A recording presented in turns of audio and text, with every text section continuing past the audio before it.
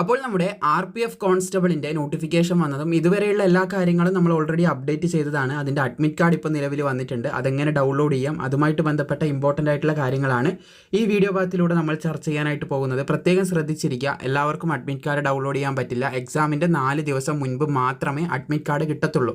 നിങ്ങളുടെ എക്സാം 10-ാം തീയതിയോ 15-ാം തീയതിയോ ഒക്കെ ആണെങ്കിൽ നിങ്ങൾക്ക് ഇപ്പം നോക്കിക്കഴിഞ്ഞാൽ അഡ്മിറ്റ് കാർഡ് കിട്ടത്തില്ല. നിങ്ങൾക്ക് നിങ്ങളുടെ സിറ്റി ഇൻറ്റിമേഷൻ സ്ലിപ്പ് അത് നിങ്ങൾക്ക് നോക്കാം, അതായത് എവിടെ വെച്ചാണ് പരീക്ഷ, കാര്യങ്ങളൊക്കെ നിങ്ങൾക്ക് ഇപ്പോൾ നോക്കി മനസ്സിലാക്കാനായിട്ട് സാധിക്കുന്നതാണ്. അതുപോലെ തന്നെ നമ്മുടെ ഗ്രൂപ്പ് ഡിൻ്റെ അപേക്ഷ ഇപ്പോൾ നടന്നുകൊണ്ടിരിക്കുകയാണ്. ഓൾറെഡി എല്ലാവരും അപേക്ഷിച്ച് കാണുമെന്ന് കരുതുന്നു. ഇനിയും അപേക്ഷിക്കാത്തവരുണ്ടെങ്കിൽ വളരെ പെട്ടെന്ന് അപ്ലൈ ചെയ്യുക. അതുകൂടാതെ മിനിമം 10-ാം ക്ലാസ് ഉള്ളവർക്ക് 32,000-ൽ കൂടുതൽ ഒഴിവുകളുമായിട്ട് നല്ലൊരു ഓപ്പർച്യൂണിറ്റി തന്നെയാണ് ഇപ്പോൾ വന്നിട്ടുള്ളത്.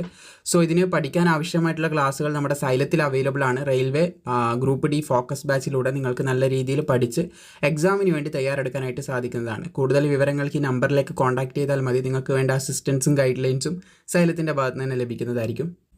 അപ്പോൾ നമ്മുടെ RPF കോൺസ്റ്റബിൾ, അതായത് റെയിൽവേ റിക്രൂട്ട്മെൻറ്റ് ബോർഡിൻ്റെ റെയിൽവേ പ്രൊട്ടക്ഷൻ ഫോഴ്സിലേക്കുള്ള റിക്രൂട്ട്മെൻറ്റ് മുൻപ് വിളിച്ചത് നമ്മൾ അപ്ഡേറ്റ് ചെയ്തതാണ്. അതിനെക്കുറിച്ച് ഇനി വിശദമായിട്ട് കൂടുതൽ പറയണമെന്നില്ല, കാരണം ഓൾറെഡി നമ്മൾ അതിൻ്റെ ഒരുപാട് വീഡിയോ ചെയ്ത് ഡീറ്റെയിൽ ആയിട്ട് നിങ്ങളിലേക്ക് കാര്യങ്ങളൊക്കെ എത്തിച്ചതാണ്. അപ്പോൾ ഇന്നലെ നമ്മൾ ഗ്രൂപ്പിൽ ഇതിൻ്റെ ഡീറ്റെയിൽ ആയിട്ടുള്ള കാര്യങ്ങളൊക്കെ ഡിസ്കസും ചെയ്യുന്നുണ്ടായിരുന്നു. ഒരുപാട് പേർക്ക് മെസ്സേജും കാര്യങ്ങളൊക്കെ വന്നിട്ടുണ്ടായിരുന്നു. ആദ്യം വീഡിയോയിൽ പറയുന്ന ഈ കാര്യം നിങ്ങൾ ശ്രദ്ധിച്ച് കേൾക്കുക. നിങ്ങളുടെ പരീക്ഷാ ഡേറ്റ് ഇതിന് മുൻപ് ചെയ്ത വീഡിയോ പ്രകാരം നിങ്ങൾ നോക്കി മനസ്സിലാക്കിയിട്ടുണ്ടാവും.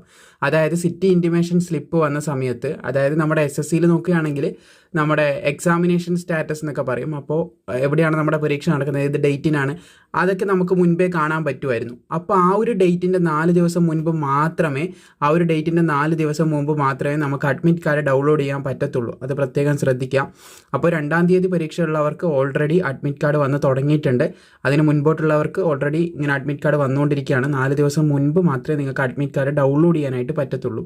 സോ ഇപ്പം നിങ്ങൾക്ക് സൈറ്റിൽ കയറി കഴിഞ്ഞാൽ ഈ ഒരു ഇൻ്റർഫേസ്, അതായത് ഡിസ്ക്രിപ്ഷനിൽ ഇതിൻ്റെ ലിങ്ക് കൊടുത്തിട്ടുണ്ട്. അവിടെ കയറി കഴിഞ്ഞാൽ ഇനി പറയാൻ പോകുന്ന പ്രൊസീജിയർ കാര്യങ്ങൾ നിങ്ങൾ ഫോളോ ചെയ്ത് കഴിഞ്ഞാൽ നിങ്ങൾക്ക് അഡ്മിറ്റ് കാർഡ് ഡൗൺലോഡ് ചെയ്തെടുക്കാനായിട്ട് സാധിക്കുന്നതാണ്.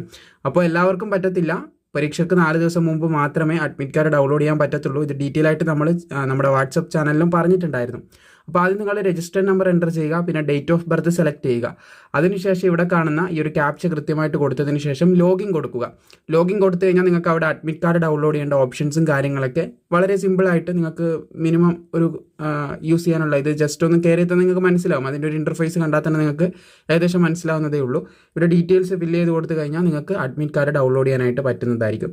ലിങ്ക് താഴെ ഡിസ്ക്രിപ്ഷനിലുണ്ട്. മാക്സിമം വീഡിയോ ഷെയർ ചെയ്യുക, സുഹൃത്തുക്കളിലേക്ക്